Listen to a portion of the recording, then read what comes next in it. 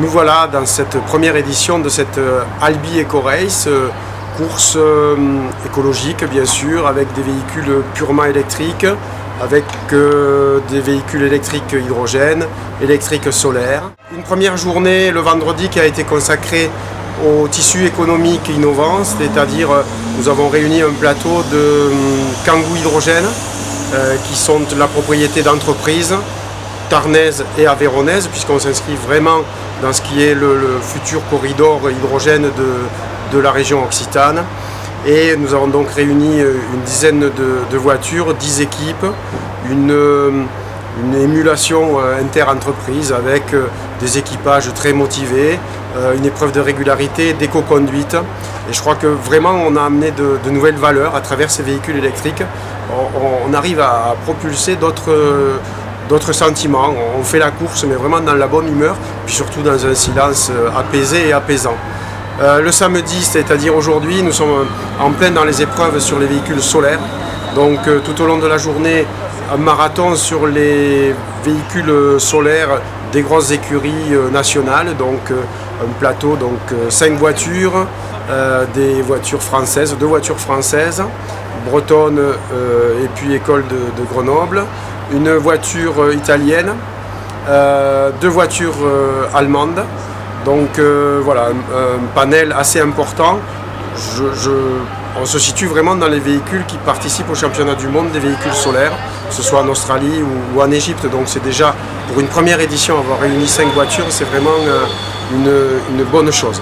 Et puis tout au long de la journée aussi, les protos éco-concepts fabriqués par les écoles d'ingénieurs, par les lycées, par des collèges, se sont affrontés. Des voitures télécommandées, radiocommandées, télécommandées solaires aussi ont fait leurs épreuves de maniabilité et de vitesse. Donc une émulation intergénérationnelle.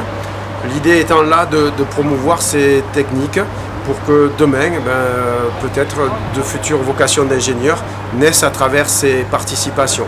Les jeunes ont été invités aussi à être dans les stands avec les quasi-professionnels, avec les gros protos solaires, donc on a vu comment ça se passait pour les chronométrages, pour tous les réglages techniques, parce que c'est vrai que c'est des véhicules qui bénéficient d'une technologie high-tech de très haut niveau.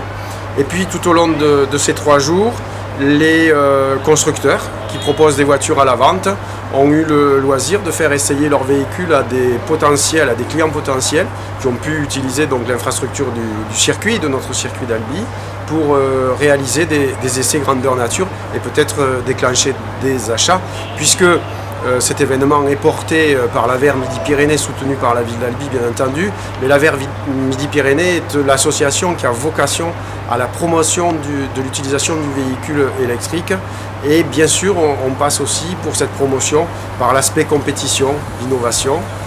C'est ce qui s'est fait tout au long de ces 3 jours.